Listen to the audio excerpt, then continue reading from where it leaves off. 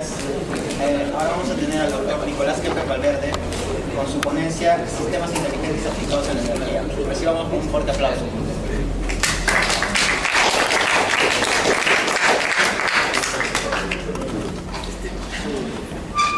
Bueno,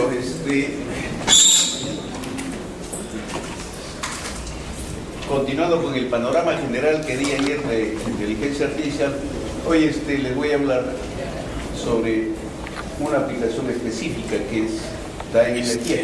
Hablar en términos de energía es todavía amplio y les voy a hablar sobre aplicaciones que hemos hecho en plantas generadoras de energía. Allá en México tenemos la Comisión Federal de Electricidad, que es la empresa encargada de hacer la generación de energía, de distribuirla y de hacerla llegar tanto a las plantas manufactureras como a los hogares, ¿no? A todos los sectores. Entonces,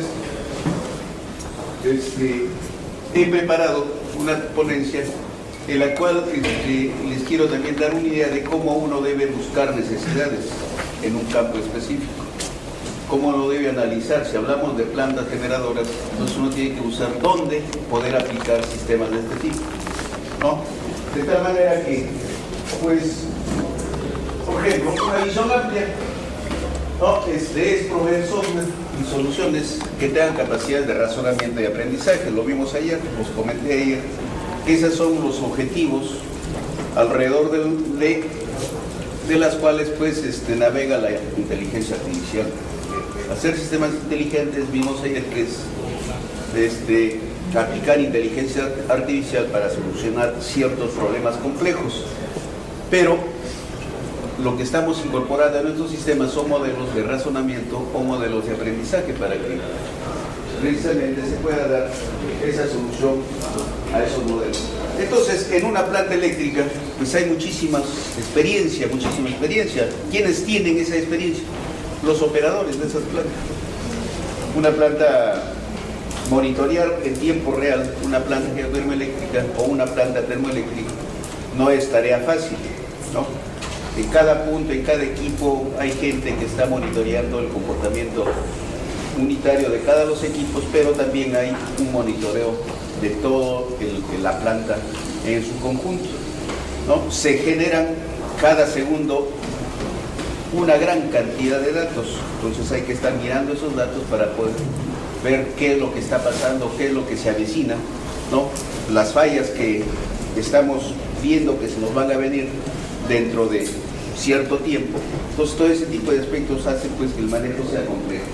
Entonces, pues los operadores que están haciendo, evaluando, diagnosticando y están respondiendo a situaciones de funcionamiento inusual. ¿Cuándo es inusual? Cuando se están presentando ciertas fallas, ¿ok? Cuando se están presentando ciertas fallas. Entonces, o los operadores tratan de optimizar las operaciones en tiempo real, pues de una central. Entonces, hacia eso, nosotros nos abocamos a buscar dónde podemos encontrar posibilidades. Entonces hay que comprender, como decía nuestro amigo brasilero, ¿no? Los profesionales que salen del campo de la informática, de la computación, tienen que salir con capacidad de comprender el negocio. Entonces, si yo voy a ir a una central eléctrica y quiero monitorear, ¿para qué? Para hacer una gestión de la eficiencia energética, entonces tengo que comenzar a entender el negocio, ¿ok? Entonces, el contexto de la eficiencia energética lo podemos ver en ese triángulo equilátero. Tenemos por un lado que debemos optimizar el rendimiento. Si optimizo el rendimiento de mis plantas, voy a quemar menos combustible. Si voy a quemar menos combustible, entonces estoy logrando eficiencia energética. Y si quemo menos combustible, voy a hacer una emisión de menos contaminantes al ambiente. Entonces, por eso ahí ponemos emisiones, generación y demanda. La generación de la electricidad requiere de consumir combustible, ¿no? Entonces, eso implica generar emisiones. Pero a fuerzas tengo que hacerlo porque tengo que cumplir una demanda de energía, ¿de acuerdo? Entonces, para eso, pues tenemos que optimizar el rendimiento, tenemos que hacer una administración de esa demanda adecuadamente y tenemos que administrar la eficiencia de la planta. Entonces, no son tareas fáciles, son tareas sumamente complejas. ¿Ok? Entonces, ese es el contexto de la eficiencia energética. Entonces, pues, pero ¿dónde podemos, aplicar automatización inteligente? Entonces tenemos que ver, comenzar a ver, ¿no?, cuáles son los componentes, ¿no?, en términos de procesos, cuáles son esas necesidades en una central eléctrica. Por un lado, tenemos que optimizar y monitorear el proceso. Si no tenemos datos, no podemos saber qué es lo que pasa, entonces hay que monitorear. Y monitorear implica estar viendo qué está pasando, pero porque estamos recogiendo datos, ¿no?, en tiempo real. ¿De acuerdo? Con esos datos hay que hacer evaluación de la planta en términos globales, porque la planta, su producto es, ¿no?, 1 kilowatt de energía eléctrica. Entonces, ese kilowatt de energía eléctrica lo tenemos que ver en términos globales, pero a la vez en cada una de sus componentes. Una central eléctrica, como veremos más adelante, está conformada por un conjunto de elementos: caldera, turbina, calentadores, precalentadores, bombas, etcétera, que cada una cumple una función. Si una de ellas es ineficiente, nos genera ineficiencia en toda la planta. Entonces hay que tener esa situación. Pero también hay que hacer no solo la evaluación técnica, sino tenemos que hacer una evaluación económica de esa planta, porque al final, ¿no?, lo que cuenta son los soles, ¿no?, los pesos, los dólares, así se habla. Entonces, eso hay que hacer una evaluación. Si vemos que estamos fallando en algo, entonces hay que optimizar, ¿no? El asunto es querer ganar menos, o en todo caso es producir al más bajo costo. ¿Ok? Entonces, ¿pero qué más? Ya tengo todo eso bastante ahí, entonces yo tengo que optimizar la programación para satisfacer la demanda. Entonces yo tengo que optimizar lo que se llama el despacho de carga. Entonces yo estoy despachando energía, una carga eléctrica, para satisfacer una demanda, entonces yo tengo que optimizar eso. Yo no puedo estar generando la energía eléctrica así por, ¿no? Entonces tengo que hacer una optimización.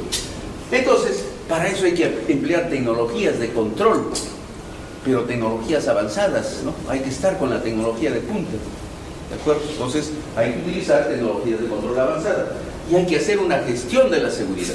Fundamental, la seguridad, ¿de acuerdo? Apaguen sus celulares, por favor.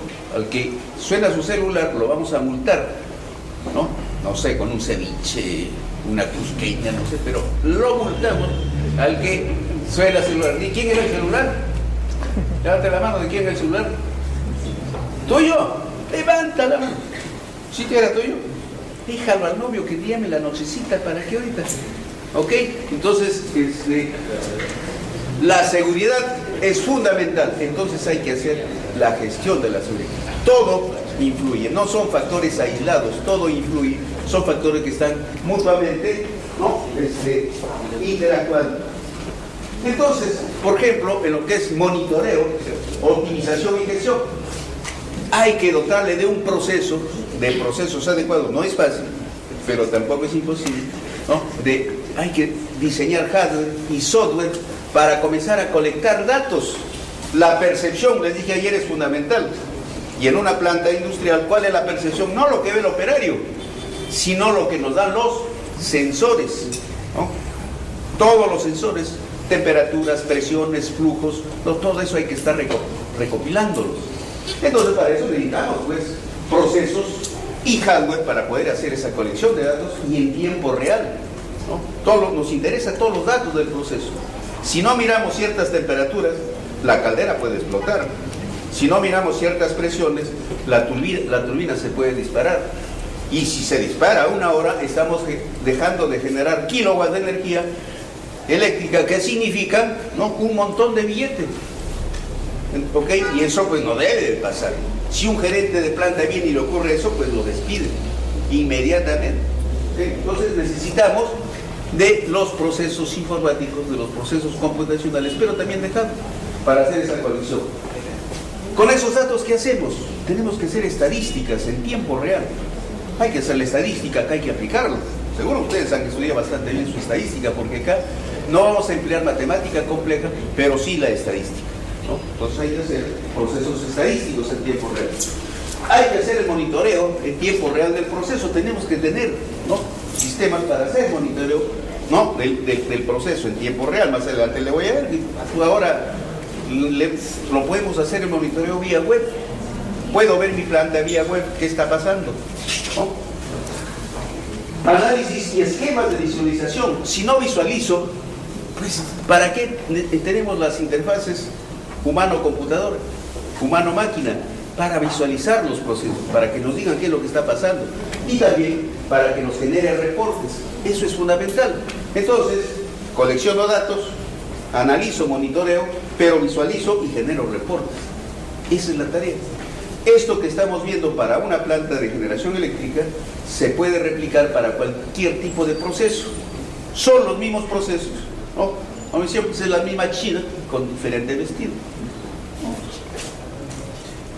Cálculo y análisis del rendimiento. Entonces, miren, por ahí tengo algunos de los equipos o de los puntos fundamentales que hay que ver en una planta de generación eléctrica. El rendimiento de la planta, total, eso necesitamos saber, ¿no? Pero necesitamos el rendimiento de las unidades. Necesitamos hacer el balance de masa y energía, porque está entrando combustible, está entrando agua, se convierte en vapores, entra una turbina, genera energía eléctrica. Entonces hay por ahí una serie de procesos de transferencia de calor que hay que analizarlos, porque ese es el alma que me va a decir, ¿no? Esa es la parte central que me va a decir esos balances, qué tan bien o qué tan mal estoy generando. Entonces necesito esos balances de masa y energía. Y me voy a la caldera es fundamental, pues ahí entra agua, ¿no? Y de la caldera sale el vapor, que vamos a ver aquí, a las turbinas, ¿no? Las turbinas, turbina de baja presión, de media presión, de alta presión, son 3 tipos de turbinas que están ahí en cascada. Los calentadores, hay todo un banco de calentadores que hay que manejarlo con cierta lógica. Entonces es importante verlos. ¿Para qué los calentadores? ¿No? Porque lo necesitamos. Antes de meter el agua a la caldera, ¿no? Pues hay que hacer precalentamientos previos, ¿no? Entonces, ¿por qué? Pues eso es en eficiencia, voy a gastar menos combustible en vaporizar esa agua. ¿Okay? Entonces, los condensadores también es fundamental. El vapor hay que volver a condensarlo para volver a meterlo a la turbina. Entonces es fundamental, es la torre de enfriamiento. Ahí se da justamente la condensación, ¿no? Los precalentadores de aire, las bombas de agua de alimentación, la bomba de condensación. Si una bomba me falla, ¿no? Pues es un problema, la bomba de circulación, los ventiladores de tiro inducido, de tiro forzado, etc. Entonces hay un montón de equipos, aquí he puesto los principales, que hay que analizarlos, ¿no? Entonces imagínense la cantidad de datos que se está recopilando por segundo, por el tiempo real que nosotros hayamos establecido en una planta. Entonces necesitamos, pues, proceso. Optimizar la programación. Entonces aquí se venden sistemas, ¿no? Para la gestión de la energía. Entonces, de eso se recibe información y hay que distribuirlo a cada unidad con el objetivo de reducir el consumo de combustible. ¿Ok? Y garantizar, pues, un funcionamiento seguro, estable y económico. Seguro, porque no queremos que las personas, los operarios, tengan problemas, ¿no? Problemas de salud, de accidentes. Estable, porque la generación eléctrica tiene que tener ciertos niveles de estabilidad para no generar armónicos, que eso es una ineficiencia tremenda, llega a las residencias, a los procesos y genera problemas, te demandan, ¿no? Como compañía general. Entonces necesitamos estabilidad. Y lógico, pues el económico. Entonces la programación del despacho de carga no es trivial, es un tema también complejo. Integrar la igualdad de la tasa incremental de carga. ¿Cómo podemos ir modulando la carga? Subo, bajo, ¿cómo estoy en función de lo que me demandan? ¿No? Si en las residencias todos se ponen de acuerdo y en un momento prenden, ¿no? sus focos de su sala, eso me genera una demanda, ¿no? Un pico, entonces yo tengo que satisfacer inmediatamente eso. Entonces esa situación no es fácil. Entonces ahí, por ejemplo, podemos aplicar redes neuronales para estar prediciendo la variación de la carga. Es fundamental saber eso, ¿no? Entonces, considerar todas las condiciones restrictivas, ¿no? y funcionales de manera constante, asegurar, pues, un funcionamiento seguro, ¿no? Proponer modos de funcionamiento flexible para cumplir una serie de, ¿no? Por ejemplo, cómo medir y supervisar la limpieza, la suciedad de los quemadores. De repente, si no notamos eso y lo vamos a limpiar desde un mes, está taponeado, entonces por eso hemos estado consumiendo mucho combustible, muchas emisiones, ¿no? Etcétera. Entonces hay una serie de cosas que hay que ver. Pero esa es la manera en que hay que ir a un proceso y comenzar a mirarlo hasta las tripas, ¿no? Porque ahí buscamos necesidad. Les decía ayer, me preguntaban cómo podemos hacer, cómo nos podemos vincular con la industria, buscando problemas, yendo a hacer nosotros a plantearle necesidad. Pero para eso hay que conocer el negocio, ¿no es cierto? Si yo me voy a una empresa pública, debo de conocer el negocio, cómo trabaja esa empresa pública, ¿no? Cómo genera los datos, cómo toman decisiones. Entonces, para decirle, mira, hazlo así, de esta manera, y se le propone proyectos. Tecnologías de control avanzado. Hay que hacer un control avanzado de la combustión. ¿Para qué? Para optimizar el exceso de aire de la combustión y con ello, pues, disminuir las emisiones de CO, que es la que nos está generando los cambios climáticos, ¿no? Calcular la mejor relación entre oxígeno, flujo de aire, alimentación de combustible y flujo de vapor, que son los elementos fundamentales. Con un alumno de doctorado en Chimbote está haciendo su tesis, yo lo estoy asesorando, por ejemplo, le dije, mira, aquí yo veo que todas las pesqueras tiran basura al ambiente y además pues consumen mucha energía. ¿Por qué no les propones, ¿no?, hacer un modelo que lo podemos generalizar y vamos a optimizar la combustión? Vamos a hacer un sistema neurodifuso ahí en Cascada para hacer eso, ¿no? Y que te paguen de los ahorros que les vas a generar, ¿no? Eso es lo que se está negociando, porque se necesita financiar ese proyecto. Entonces es fundamental eso, ¿no? Cómo se combustiona, entra combustible, entra una mezcla de aire, ¿no? Se genera la combustión y se genera gases de combustión. Esos gases de combustión tienen calor, están en los tubos de agua, lo calientan, se genera el vapor y sale entonces eso hay que, ¿no? Y los gases se van al ambiente, ¿no? Los gases se llevan combustible que no se quema totalmente, ¿no? ¿Por qué? Porque no hubo oxígeno necesario, o se puede llevar el calor porque hubo mucho aire. Entonces estoy generando calor no para vaporizar, sino para calentar el aire que entra, entonces es ineficiente. Entonces ese tipo de cosas hay que hacerlo. Evaluar en línea los rendimientos. Nosotros tenemos que estar evaluando en línea todos los rendimientos de todos los equipos. Es fundamental. Entonces, tiempo real. Pero ¿cómo vamos a visualizar el término tiempo real? Mire, aquí traté de hacer este gráfico. Entonces, decisiones de producción. Pues el tiempo real puede ser un día. No necesariamente, muchos dicen el tiempo real, no, pues un segundo, un minuto. No, eso es relativo el término tiempo real, ¿no? Para recopilar datos, sí, necesitamos que nos esté dando datos cada microsegundo, cada segundo, ¿no? Pero hay muchas decisiones que hay que tomarlas, por ejemplo, tal vez en ese esquema.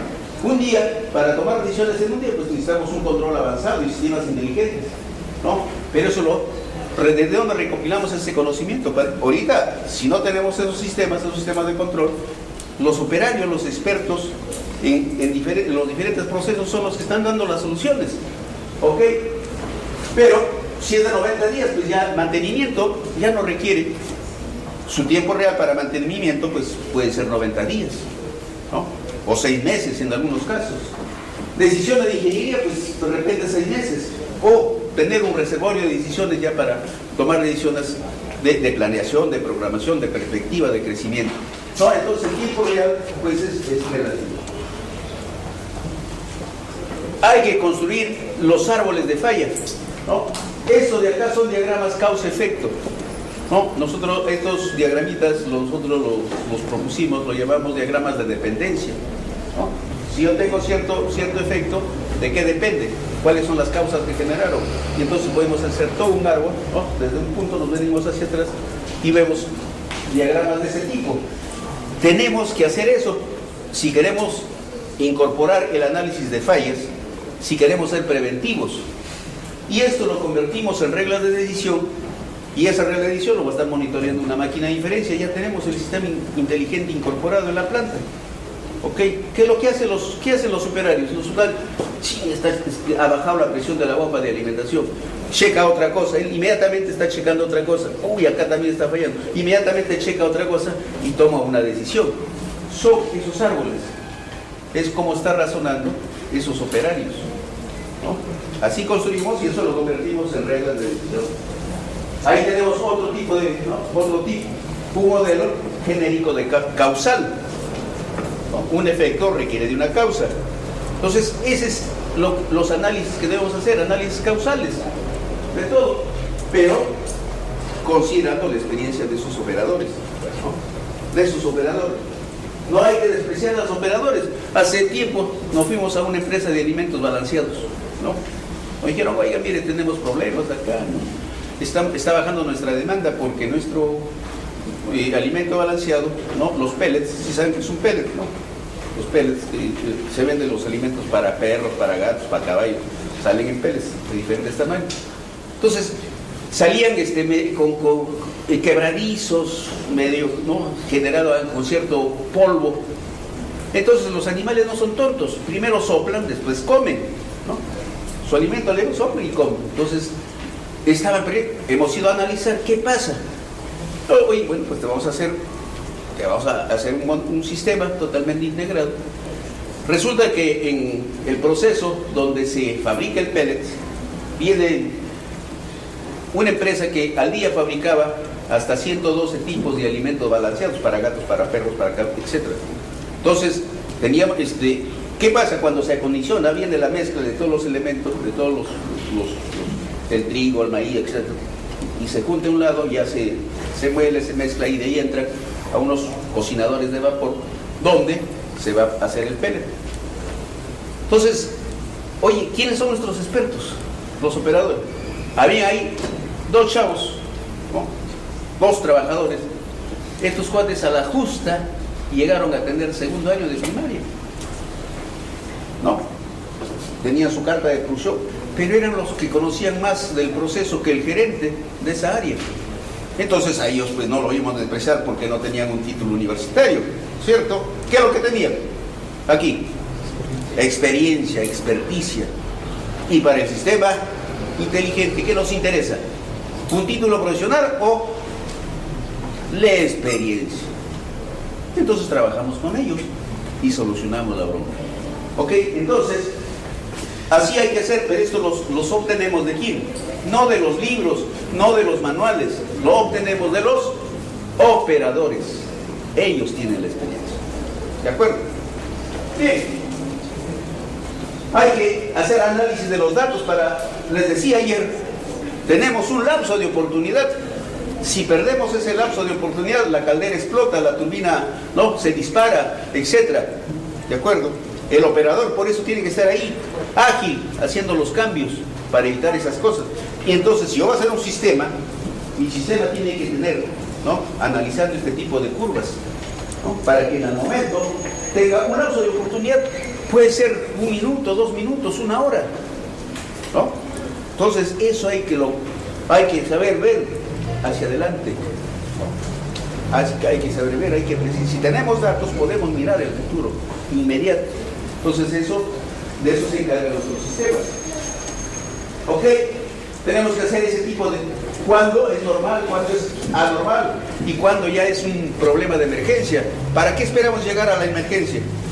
Cuando lo podemos prevenir. ¿De acuerdo? Si sabemos identificar esos puntos donde está pasando de anormal a emergencia, ya lo hicimos, ¿no? Para eso son este tipo de sistemas, para estar previniendo, para monitorear las cosas y no tener situaciones de catástrofe. ¿Ok? Bien, esa es otra forma de un modelo causal, pero ya cada nodo puede ser componentes de un equipo. Entonces, ¿cómo se relaciona? ¿Cuál es la sinergia entre los equipos? Entre los procesos es fundamental. Los procesos no están separados, unos dependen de otros. Entonces hay que buscar ese nivel de dependencia para poder darle inteligencia a los procesos.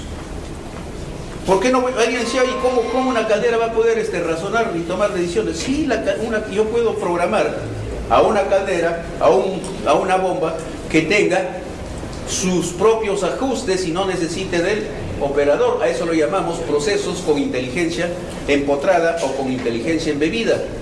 No bebida, embebida. ¿De acuerdo? No, acá hablé de bebidas, el otro ya se alegró.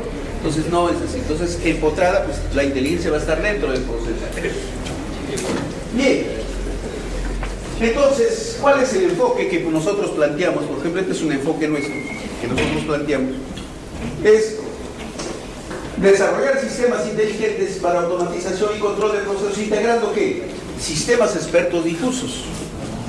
La incertidumbre es fundamental, ¿no? Alta temperatura, baja temperatura, presión normal. Esa ambigüedad hay que manejarlo en términos difusos. Redes neuronales, con las redes neuronales voy a estar haciendo predictores, ¿no? Con la red neuronal estoy prediciendo qué va a ocurrir en el siguiente segundo, en el siguiente minuto, ¿no? Entonces necesito las redes neuronales. Algoritmos genéticos para optimizar. Y técnicas estadísticas de control de procesos. Y arquitectura distribuida, totalmente distribuida, pero bajo un ambiente totalmente abierto, no cerrado. Esa es la propuesta que se debe implementar en cualquier tipo de proceso de manufactura, no solamente para generar electricidad. Pero los sistemas deben ser de fácil uso, en línea, en tiempo real, y deben brindar una optimización local y global del proceso, ¿no? Local y global del proceso. Hacia eso hay que enfocar. Entonces, nosotros pues estamos ofreciendo no es mercadotecnia, que es lo que estamos haciendo, lo que hicimos hace no, empleando pues una serie de control, de técnicas de control hemos desarrollado, aplicando inteligencia artificial, como es el control difuso, el control neuronal.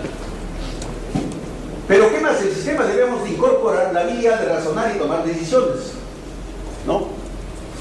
Debemos de incorporar, ¿no? Entonces mi caldera que piense, que los procesos se vuelvan pensantes, ¿no?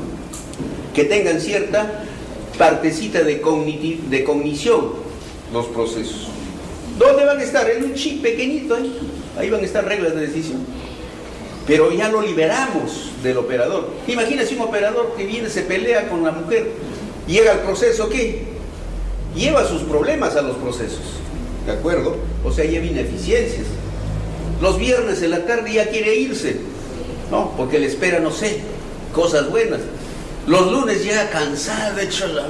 ¿no? Entonces, ese tipo de aspectos ya no lo tenemos ahí, porque lo estamos liberando al proceso del operador.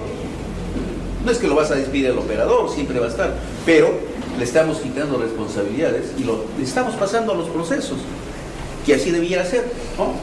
Entonces, eso es lo que es la red neuronal, pues facilita al sistema inteligente la capacidad para monitorear la dinámica del sistema y lo va adaptando a los cambios, pero en línea los va adaptando, ¿no? Ese es lo bueno, la capacidad de adaptabilidad que nos brinda las redes neuronales.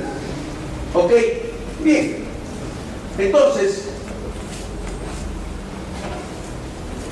podemos hacer sistemas expertos difusos de control avanzado y redes neuronales, control difuso o control neurodifuso. Integramos las redes neuronales con la lógica difusa, ¿no? Metemos la lógica difusa dentro de una red neuronal. Sistemas expertos y redes neuronales para el autodiagnóstico y predicción de eventos. La predicción de fallas es fundamental, entonces hay que hacer este tipo de combinación. Y eso es lo que le hemos desarrollado. Pero ¿qué también podemos hacer? Sistemas inteligentes en tiempo real para los procesos de generación, transmisión y distribución, según la decisión. Imagínense estar previniendo apagones por fallas en una red de transformadores, qué sé yo, ¿no? No porque falta carga, hay apagones porque falta carga, ¿no? Entonces, todo el mundo como que se puso de acuerdo, prendieron foques, prendieron radio, etcétera. Entonces, la capacidad de generación de la planta ya no da, entonces pues hay apagones en algunas zonas. No hay generación, ya no satisface la demanda. Pero la mayoría de apagones no son por las bombas de los terrucos, eso ya pasó. No, son porque hay fallas. Y se puede hacer monitorear ese tipo de cosas, ¿no? Y generas una gran cantidad de ahorros. Administración del conocimiento, hacia eso vamos, ¿no? Hacia eso vamos. Ustedes van a ir a hacer, conociendo el negocio, generar modelos de inteligencia de negocios donde se tiene que administrar el conocimiento. Les digo, el conocimiento ahora es la materia prima para tomar decisiones, ¿no? Para los sistemas. Entonces hay que hacer sistemas para hacer ese tipo. Sistemas integrados de gestión empresarial. Y ahora, utilizar la web, ¿no? Ahora, utilizar toda la web. Ok. Este es un esquema donde incorporamos pues, el sistema experto, la red neuronal y los algoritmos de optimización. Todo eso está en la computadora. Pero, pues, ese sistema está ligando ¿qué? ¿No? Los datos de la planta con el ingeniero de planta o el operador. Ahí yo puse ingeniero de planta, pero generalmente es el operador. ¿De acuerdo? Pero, por ejemplo, pues ahí tengo la caldera y toda esa parte, no es que puedo poner una computadora, pero puedo hacerle una tarjeta electrónica y lo pongo en la caldera, con sus respectivos bucles de comunicación. Y ahí ya tengo la inteligencia dentro de la caldera. ¿De acuerdo? Eso es lo que hay que hacer. Bien. ¿Qué hace un experto humano? Cuando llama, oye, mire, está fallando aquí, entonces, ¿qué hace el operador? Cuando está mirando su caldera, su turbina, su panel de control. Pues tiene que solucionar un problema, recomendar, concluir algo, analizar un caso, dar solución. Pero ¿qué tenemos nosotros? Tenemos dos tipos de memoria. Lo mencioné ayer, la memoria a largo plazo y la memoria a corto plazo. ¿De acuerdo? La memoria a corto plazo, pues, está ligada directamente con el proceso de percepción, donde estamos captando datos, ¿no? Viendo, analizando hechos, etcétera, estamos captando las cosas ahí, ¿no? Pero tenemos una memoria a largo plazo donde ahí tenemos almacenado conocimiento, experiencia, ¿no? Ahí está, conocimiento, experiencia, experticia.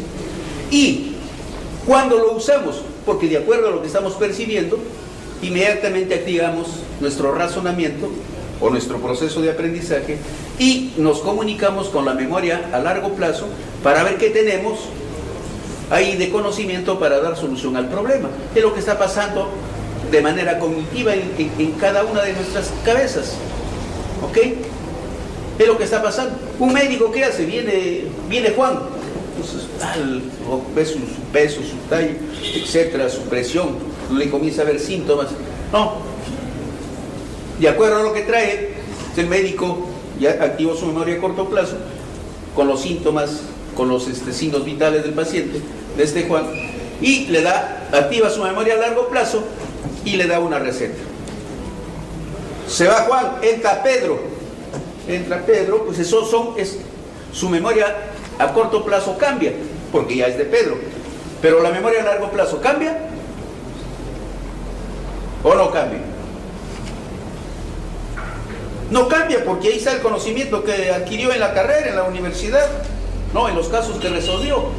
Entonces eso lo aplica para cualquier paciente. Sin embargo, la memoria a corto plazo, como es percepción, cambia pues en función del paciente. ¿De acuerdo? Eso es lo que está pasando ahí con el experto humano. Si yo quiero hacer un sistema inteligente que no reemplace, sino que emule a este experto humano, pues ¿qué vamos a hacer? Tiene que ser lo mismo o casi lo mismo. Y es lo que hacemos. Aquí tiene que seguir dando esa asesoría. Pero la memoria a corto plazo, ¿en qué lo convertimos? En la memoria de trabajo, en la memoria RAM, ¿no? Es la que va a ir cambiando. La memoria de trabajo, ¿por qué? Va a ir cambiando los datos. Pero la memoria a largo plazo, ¿en qué lo vamos a convertir? En una base de conocimiento, ¿no? Es un archivo, es una base de conocimiento, ahí están las reglas.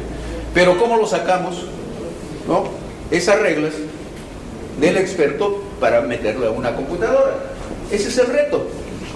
Ahora, aquí como en el caso del experto, la memoria a largo plazo y la memoria a corto plazo están, ¿no?, ligadas a través de los procesos de razonamiento o de aprendizaje, porque vienen los datos, busco mi memoria a largo plazo, no encuentro conocimiento, entonces tengo que aprender.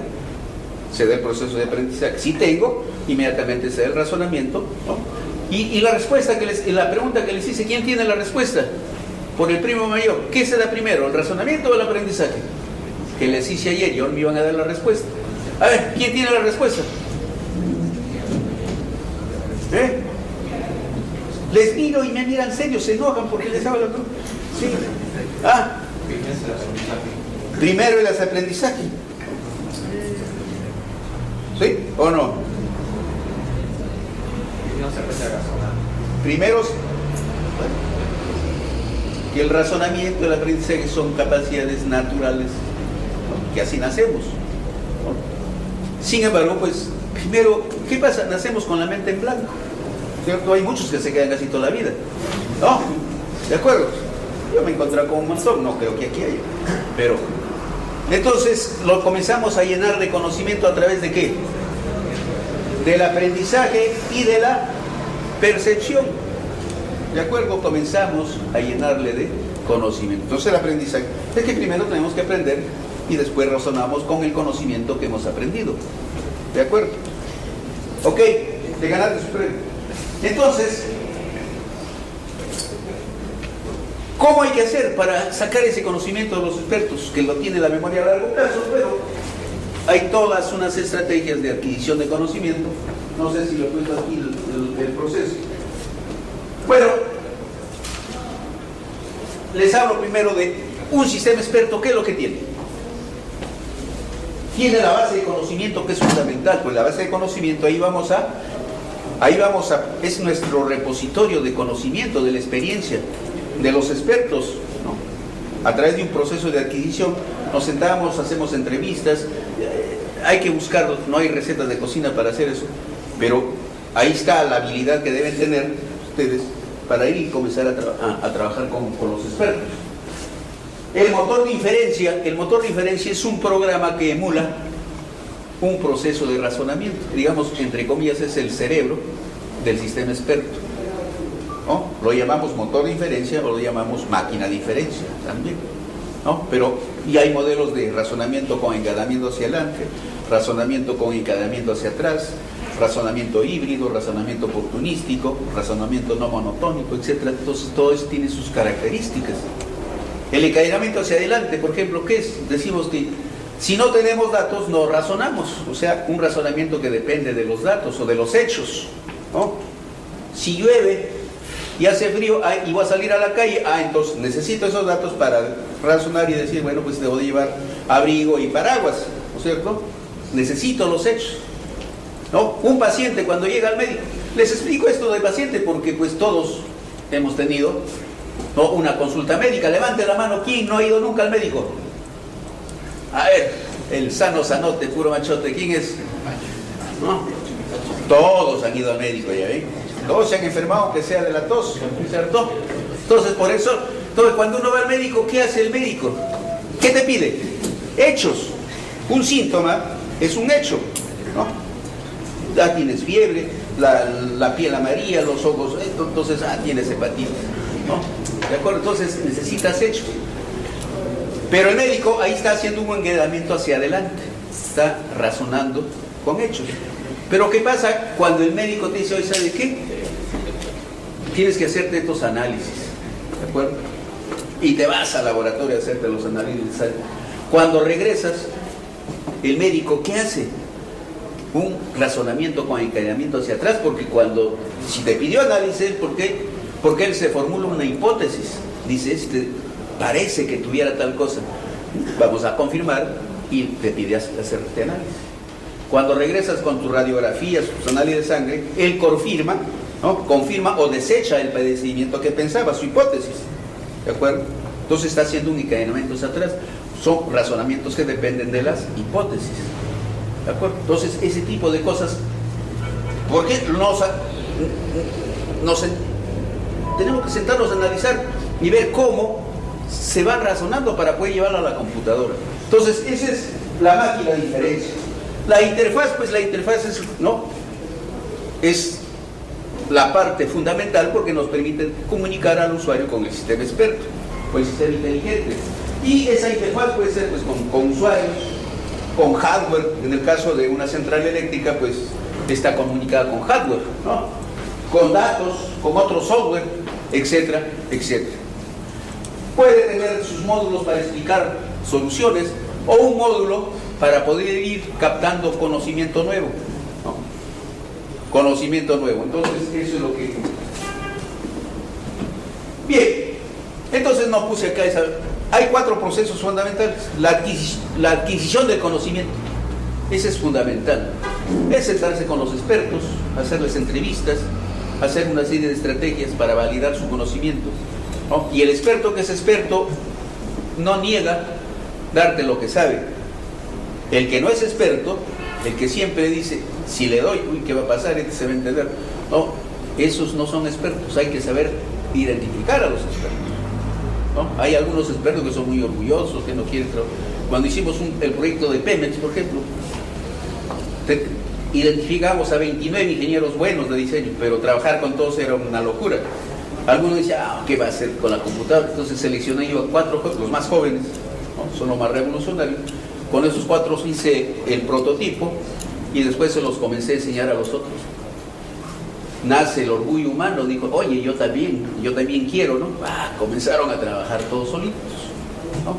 Hicimos un buen sistema, ¿no? En el caso de médicos igual. Entonces los médicos piensan diferente que los ingenieros, ¿no? Los psicólogos, hemos hecho en psicología, hemos hecho un sistema para monitorear a pacientes con traumatismo craneoencefálico, por ejemplo. Entonces trabajar con los médicos es complicado, ¿no? Entonces, pero todos al final participan, todos los expertos que hemos trabajado participan. Pero esa es la tarea, ese es el reto, la tarea más emocionante, más bonita, cómo sacarle el conocimiento a los expertos, ¿no? ¿Por qué lo tienen acá? Entonces, cómo convertir el conocimiento tácito en conocimiento explícito para poder documentarlo. Entonces, cuando ya tengo ahí mi pirámide, mi bloque de conocimiento que le saqué de los expertos, me siento y sigo la siguiente etapa, que es la representación. Es decir, ese conocimiento lo tengo que codificar en alguna estructura de cómputo para que lo use la computadora. Ese es el objetivo, ¿no? Entonces ahí viene la etapa de la representación del conocimiento. Y ya vienen las etapas de aprendizaje, de razonamiento. Hay que modelar, ¿no?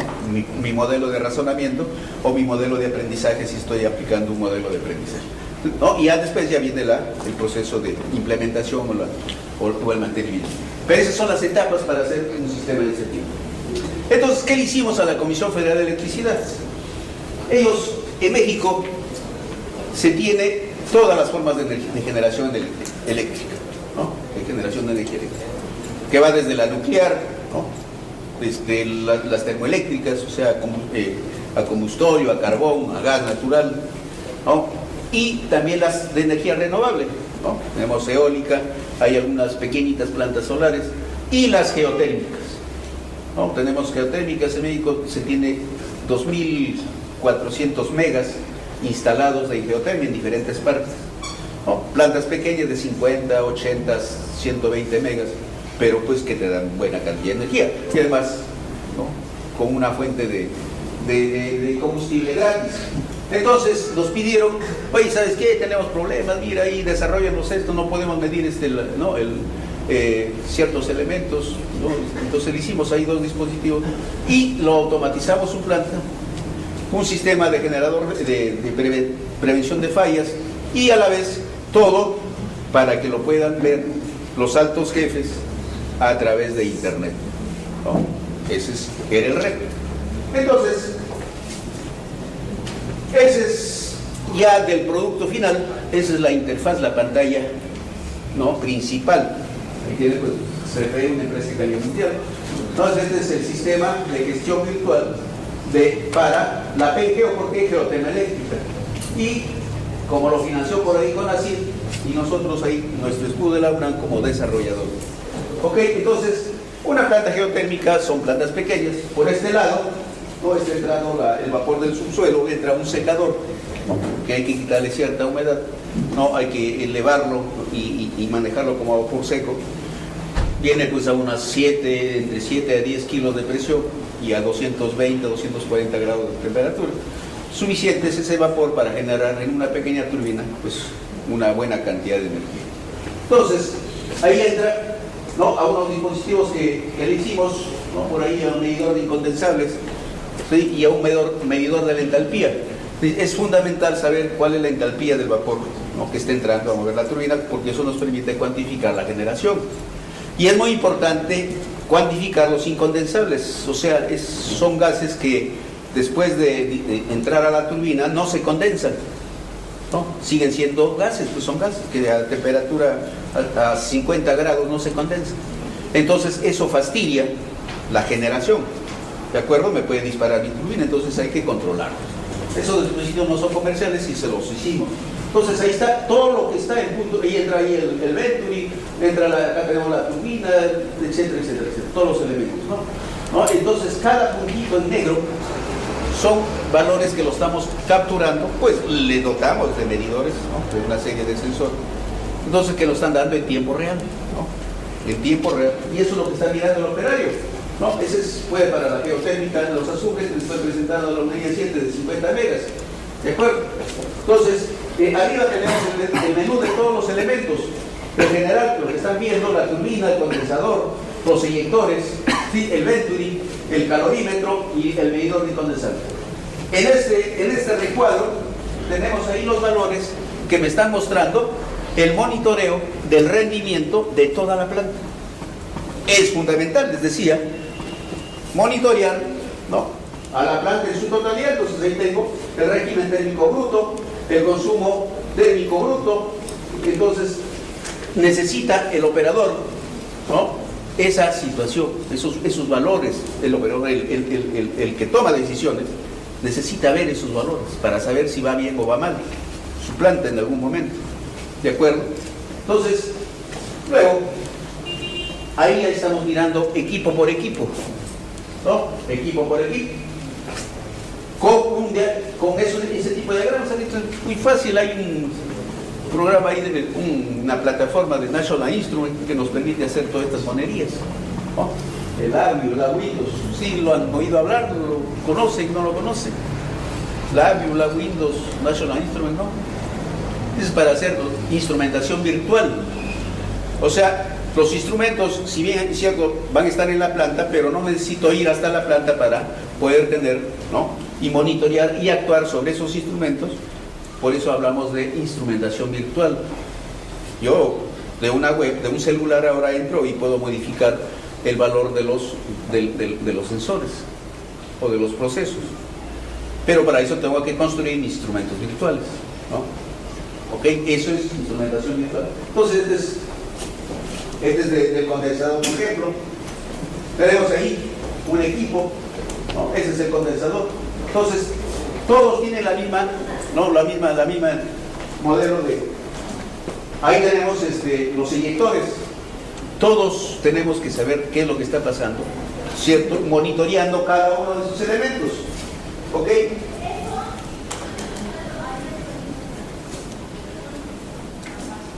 Bueno, ahí tenemos el Venturi, fundamental para medir el flujo de vapor.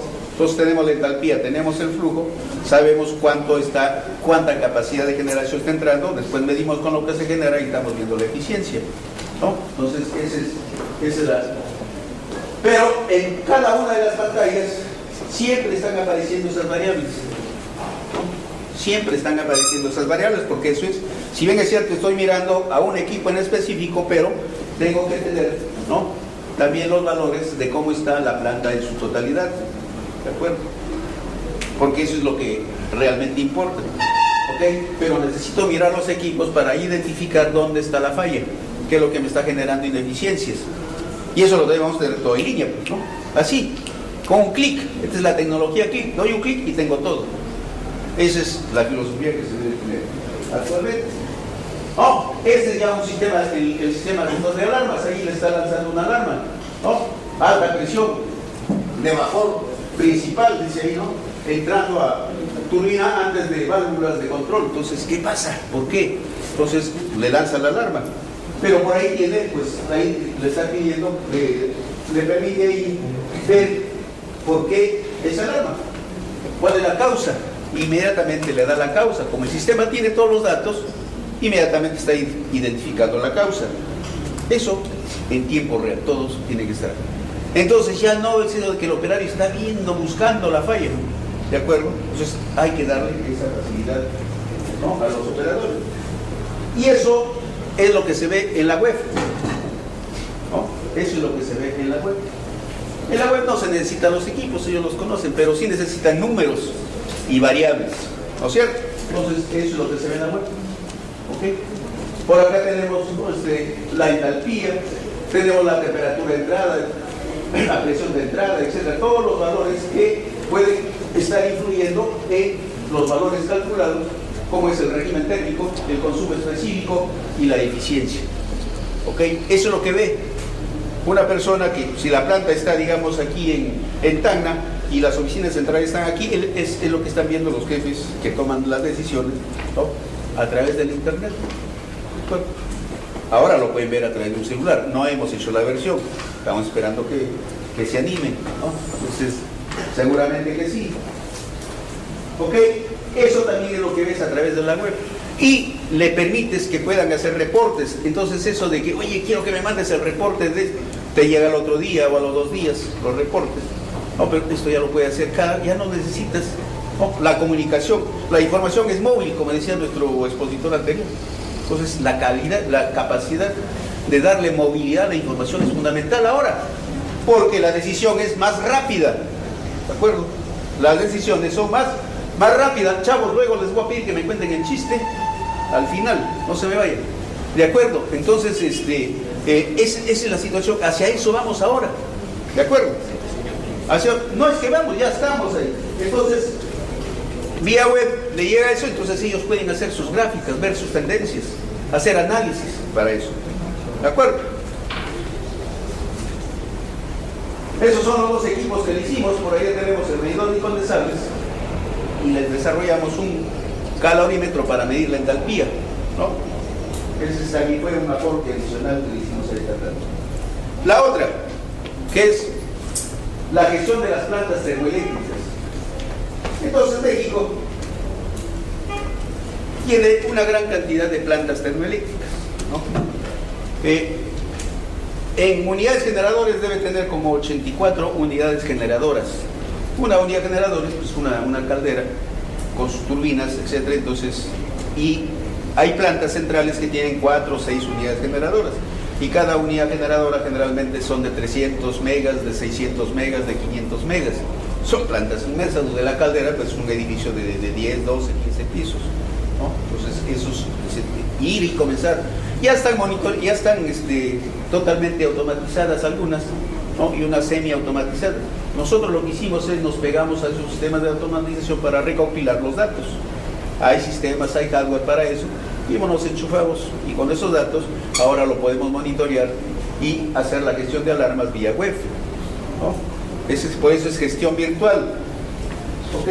Sin fastidiar al operador que tiene sus sistemas convencionales de monitoreo, ¿de acuerdo?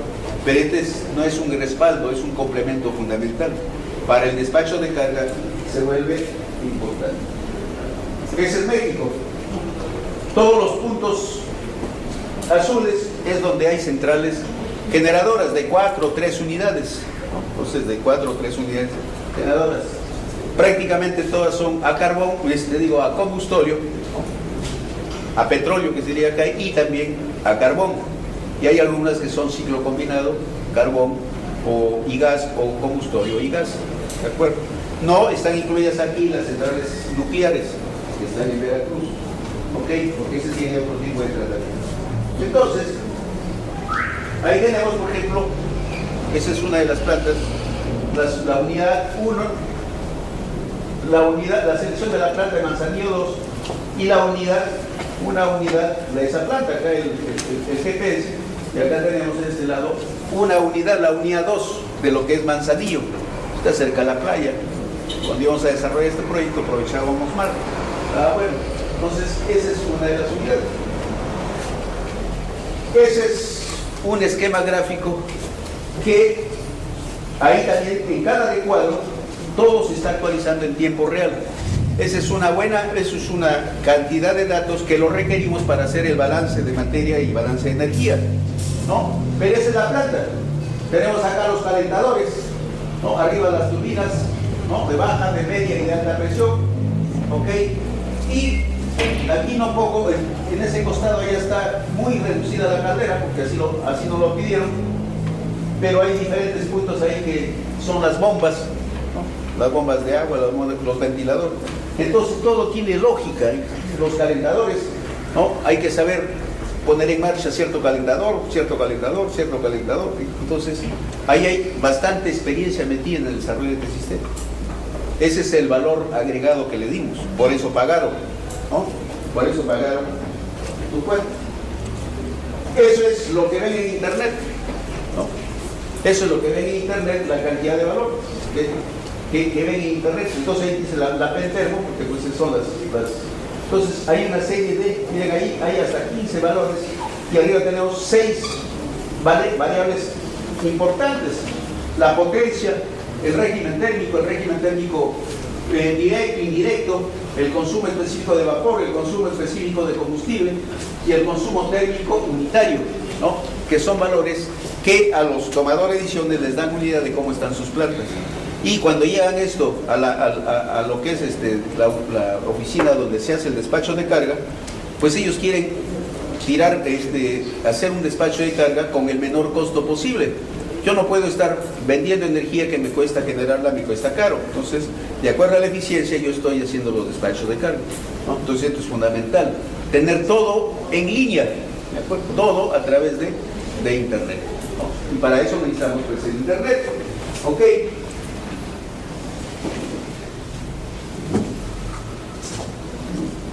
Eso también lo vemos a través de Internet, ¿no?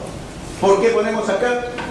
Nos interesa la eficiencia de las turbinas, la de alta presión, la de media presión y la de baja presión. ¿Por qué hay 3 turbinas? Porque cuando el vapor sale de la caldera, sale pues a 45 kilos, ¿no? A alta presión y sale pues a 650 grados. Entonces lo metemos a la turbina de baja presión, pues justamente ahí no lo puedo, ahí no se puede expandir totalmente. Si ese vapor lo tiro, pues estoy tirando energía, entonces lo tengo que meter a una turbina donde ese vapor pasa por esa turbina, perdió presión, de 45 bajó a 30 y tantos, entra a la otra turbina de media presión, ahí pierde presión nuevamente, baja hasta 20 y tantos y pasa a la turbina de baja presión donde ya pierde casi totalmente la presión. Y de ahí entra a la torre de enfriamiento y entra al circuito para regresar el agua, pasa por los calentadores, ese vapor, ¿no? Pasa por los calentadores para calentar el agua de reposición y entra a la caldera y está el cese, ¿no? Esa es la generación que se da en una planta eléctrica. ¿Ok? Entonces, y acá hay algo importante que quisiera que perciban. Yo vengo y les hablo como si fuera ingeniero eléctrico, yo no soy ingeniero eléctrico. Pero, ¿qué tuvimos que hacer? También nuestro expositor anterior dijo que los provisionales, yo diría no del futuro, ya del presente, deben tener una capacidad de aprendizaje. Si no están muertos, pues, ¿ok? ¿Por qué? Si me dicen, oye, ven y hazme un sistema, ¿qué hemos tenido que hacer nosotros? Aprender sobre plantas eléctricas, ¿cierto? Hemos tenido que meternos a aprender cómo funciona una planta eléctrica. Si me dijeron, oye, ven, hazme un sistema para traumatismo craneoencefálico, tuvimos que aprender de cómo se da el proceso porque venía el neurólogo, mira, acá tienes estos artículos, que lo leíamos y no entendíamos nada. ¿Qué hicimos para hacer el sistema, el cráneo? Tuvimos que matricularnos en un curso de posgrado sobre neurología del cerebro, que lo daba el neurólogo, que fue nuestro experto. Y ahí recién aprendimos que hay que cuidar la cabeza, ¿no? Un golpe puede uno no darle importancia, pero puede ser fatal después, ¿no? Porque perdemos neuronas, ahí se genera una presión intracraneal que te genera cierta pérdida de neuronas. Entonces, tuvimos que aprender. Con Pemex nos tuvimos que chutar 8 manuales de perforación. Entonces, si quieres resolver un problema de este tipo, ¿no? Que no todo lo tienes, la experiencia lo tienes, sí, pero vienes y el experto, para entender al experto no te vas a volver experto en perforación de pozos, pero tienes que tener el conocimiento general, ¿no? Entonces, tenemos que saber. Ese es el reto ahora de los profesionales, no solo de los que se dedican a inteligencia artificial, sino de todos los profesionales en computación. El profesional en computación quizás es la profesión más multidisciplinaria que puede existir, ¿no? Es más multidisciplinaria que puede existir.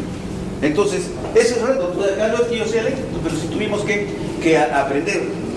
Y acá, por ejemplo, invité a un profesor de Piura, Flavio Rodríguez, que es matemático. Chavo, pues vas a estar acá haciendo tu estancia, pero tienes que meterte a... Si es que aprender, pues, ¿no? ¿Qué es una turbina? ¿Qué es? No solo aprender qué es, sino cómo trabaja. Porque él nos hizo el modelo, una buena parte del programa en MATLAB, ya después nosotros lo subimos a lo que queríamos, ¿no? Pero se tiene que saber, si no, ese es el reto, ese es el mensaje que les dejaría. Es que uno no va al trabajo, pues le encuentra todo, tenemos que aprender del problema, del dominio, y esa capacidad lo tienen que tener, ¿de acuerdo? Bueno, estos, por ejemplo, ya son ya mirando a cada uno de los equipos, ¿no? A cada uno de los equipos. Ahí tenemos, por ejemplo, las 3 turbinas con la cantidad de datos que se requieren para poder monitorearlas, ¿de acuerdo? Para poder monitorear a esas turbinas. Y todo esto lo podemos hacer para cualquier tipo de industria de proceso de manufactura, ¿no? En cualquier, ¿no? Textil, química, etcétera, etcétera. Requieren ese tipo de cosas, ¿no? Requieren aquí las orden hace un tiempo, hace 2 años, con la gente de la Universidad de San Marcos, porque ahí yo a veces colaboro con los de ingeniería industrial, porque yo soy ingeniero industrial, ¿no? Eso me da ventajas, ¿no? Entonces, quisimos venir en una ocasión aquí a ver, porque había ahí para poder aplicar modelos de minería de datos para ciertos procesos que tenían allá problemas. Ya nos íbamos a venir y resulta que se me retrasó el vuelo. Estuvo bien, porque si no venía acá y me quedaba, creo que por aquí un buen rato, porque hubo problemas, cerraron la carretera y no sé qué. Ese tiempo tenían problemas con las obras. Entonces, pero por ahí hay nichos para poder hacer cosas, ¿no? Pero tienen que salir, ¿no? Creo que hoy día en la tarde hablamos sobre la importancia que puede ser para la Universidad de Moquegua en Hilo, ¿no? Tener un centro de investigación y desarrollo tecnológico en ciencias computacionales o en computación avanzada, ¿no? Para que puedan hacer desarrollo tecnológico e investigación ustedes. Pues posiblemente, ojalá, tienen un canon, hay dinero, hay que tratar de hacer ese tipo de aspectos. Pero, ¿no? En este proyecto, por ejemplo, ¿cuántos alumnos de pregrado participaron? 7 alumnos en este de acá. Hicieron sus tesis al respecto, porque esos temas son temas grandes, ¿no? 2 de maestría y un invitado que fue un profesor de Piura. En el geotérmica fue una tesis de maestría y 2 tesis de licenciatura. Entonces, así trabajamos nosotros. Generamos con los proyectos, los alumnos hacen sus tesis de grado o de grado de la carrera, de maestría o algunos de doctorado, ¿no? Así también se debiera trabajar aquí. Vamos a apoyarles para que se hagan ese tipo de cosas. Y bueno, hasta ahí llegamos. El día de hoy tenemos que ser más corta porque el almuerzo nos espera. ¿Ok? Si hay preguntas, comentarios, bienvenidos.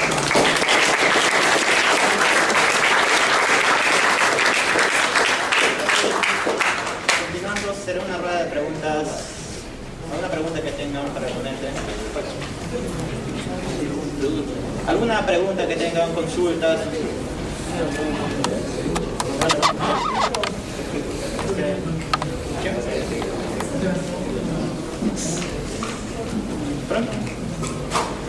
Doctor, disculpe, en un sistema experto como ese tipo, ¿no? Me parece que también es a su vez software a escala, ¿verdad? ¿Cómo se almacena la base de conocimiento? ¿De qué manera? Obviamente no creo que sea una base de datos tradicional, ¿no? ¿Qué mecanismo usan para correr ese conocimiento que genera ustedes? Pues es un archivo donde, sí, no es una base de conocimiento convencional, es una base, una base de datos, no es una base de datos que tiene sus campos, etc., ¿no? Pero es un archivo donde uno tiene que programar una estructura, empaquetarla ahí, para que después se abra y comience en la memoria RAM, están las reglas, y el motor de inferencia, de acuerdo a los hechos que le entra, va a buscar con qué regla aplicar. ¿Qué es lo que hacemos? ¿Qué hace el operador? Le decía, si está fallando tal cosa, busca otra cosa que puede ser. Si eso está bien, busca otra cosa. Si eso está bien, busca, entonces hasta que encuentre la solución. Y lo mismo hace el sistema, solo que lo hace más rápido, ¿no? Entonces, son reglas, sí, entonces, if then, ¿no? Si hay esto, entonces tal cosa. Si hay esto, tal cosa. Si hay esto, la otra cosa. En otro caso, tal cosa. Ese tipo de reglas se construyen, esa es la base de conocimiento. Y es un archivo que lo desplegamos en el momento que va a trabajar el sistema. Ese archivo se despliega y ahí están las reglas en la memoria RAM. Bueno, no como en la memoria RAM, pero es como si fuera la memoria a largo plazo. Ahí está. Esperando que venga hecho, entonces el motor de inferencia, ¿qué hace? De acuerdo a los hechos que entran, está haciendo los encadenamientos, el razonamiento, está buscando qué reglas aplicar para dar la solución. Y así está trabajando todo el tiempo. ¿Ok? Para el caso de análisis de falla, pues ¿qué? Pones reglitas, los puedes poner en una tarjeta. En este caso estaba centralizada en un servidor, porque ahí teníamos los datos. ¿De acuerdo? Pero lo podemos poner en cada equipo. La computadora no es tal cual, miren, se va reduciendo. Al final pues puede ser una tarjeta electrónica, si yo quito eso, es una tarjeta, eso lo puedo poner en otro lado. No necesito visualizar, entonces lo pongo en la cartera y ahí están las reglas. Ahí están todos los procesos. ¿Ok? Doctor, buenos días. Para poder hablar de todo lo que nos acaba de decirnos, el sistema de navegación y de cobertura tiene que ser bastante amplio, supongo, ¿no? Porque donde se sitúan estas industrias son en lugares apartados. Pero esa es la realidad de México, la realidad de Perú es diferente. La cobertura es muy pequeña, lo que es, se reduce a lo que son las grandes ciudades o centros poblados. Pues en zonas alejadas no tenemos todavía esa cobertura. ¿Qué tendremos que alcanzar para poder llegar a ese nivel de cobertura a nivel de... ¿Tú te refieres a Internet? Claro, porque para manejar el sistema que estás diciendo, digamos, vía satélite, desde tu celular, lo puedes manejar, pero no. Entonces, si estás en una zona minera donde no hay cobertura, no podemos ampliar ese sistema que se usa. Pero es fácil, no es tan complicado ni costoso llevar la señal a un punto, pues no va a estar tampoco tan alejado. No sé, por ejemplo, aquí hay Internet. De aquí, si la Soder fuera una empresa minera, ¿qué tantos kilómetros al año? No sé. O una minera debe que esté lejos de por aquí. No sé, busco, le pongo, no sé si un sistema de radiofrecuencia, lo llevo la señal hasta donde tenga un punto de Internet y ya, suficiente. Hay una geotérmica en los sumeros, por ejemplo, los sumeros, entonces ellos querían monitorear, porque esto, como sale vapor de su suelo, contamina, ¿no? El ambiente, sí contamina. ¿Por qué? Porque pues que el suelo, el vapor sale con, ¿no? Azufroso, ¿no? Como huevo podrido, eso, y entonces se expande por ahí, ¿no? Entonces los comuneros, la gente está reclamando, oye, mira, me estás contaminando, entonces te están midiendo. Pero ¿qué pasa hace como 15 años atrás? La cobertura de Internet también pues no estaba tan, ¿no? A los sumeros, al campamento. Entonces el campamento, a las cruces pusieron un punto de enlace, ¿no? Entonces para poder, ¿qué es lo que hacían ellos? Tenían un enfermero, su data lawyer, iban y venían corriendo con su data, metían a la computadora, analizaban, volvían y llegaban a cargar su data lawyer. Eso pues ya es prehistoria ahora, ¿no? Pero hace 15 años era lo mejor que se podía. No fue otro, oye, evítate pues acá, eso. Mira, te vamos a poner acá un sistema de radiofrecuencia. No teníamos un emisor. El problema era las montañas, pero entonces pusimos torres, y va. El asunto es que le llevamos la señal directamente, ¿no? Hicimos que haga un cableado, no le salía muy caro, le salía mucho más barato, que como 2 kilómetros, creo, 1,5 kilómetros menos. Y hasta hasta ese punto le traíamos la señal con sistema de radiofrecuencia. Entonces hay sistemas, hay ahora que se puede hacer. Los sistemas satelitales que también son baratos, de baja, ¿cómo lo llaman ellos? ¿Cómo se llama ese? De baja altura, ¿no? O sea, no me acuerdo si es de baja altura. Que hay también eso, se puede hacer. Hay tecnología. El asunto es alguien que lo patrocine, gente que lo quiera hacer, ¿no? De eso se trata. pero sí se puede hacer ese tipo de cosas. Aquí, en las mineras, no sé, aquí les decía anoche, ¿no? Yo creo que, no me acuerdo, les decía, oye, ahí hay un montón por hacer. Y ahora ya las mineras quieren, en Lima las mineras quieren que todo lo tengan.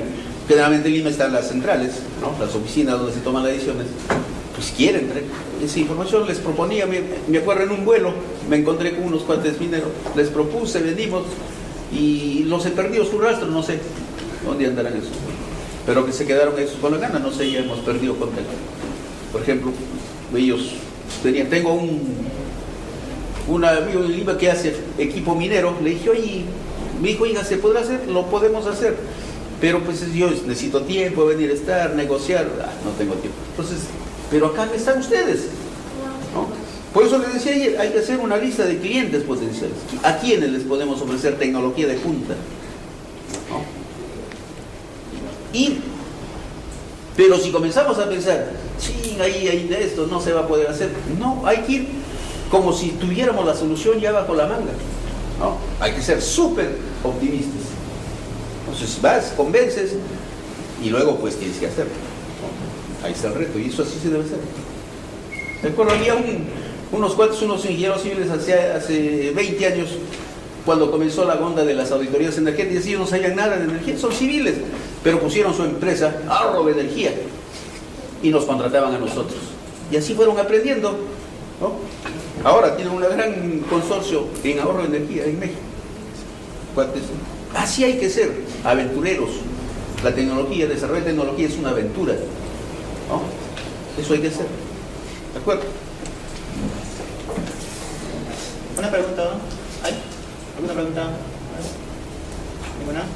Bueno, a continuación será la entrega del certificado y un presente a cargo de nuestra compañera Katia Quispe.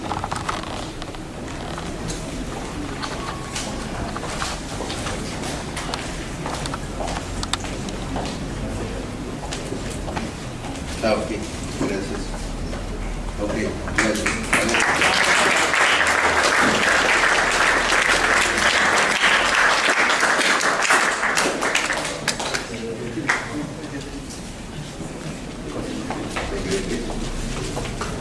Hombre, Dios mío. Ahí, gracias. En nombre de la universidad agradecemos su presencia en la primera jornada. No, pues gracias y estamos para la protesta. Okay. Y gracias a todos ustedes, chavos. Les pidamos con un fuerte aplauso a con este.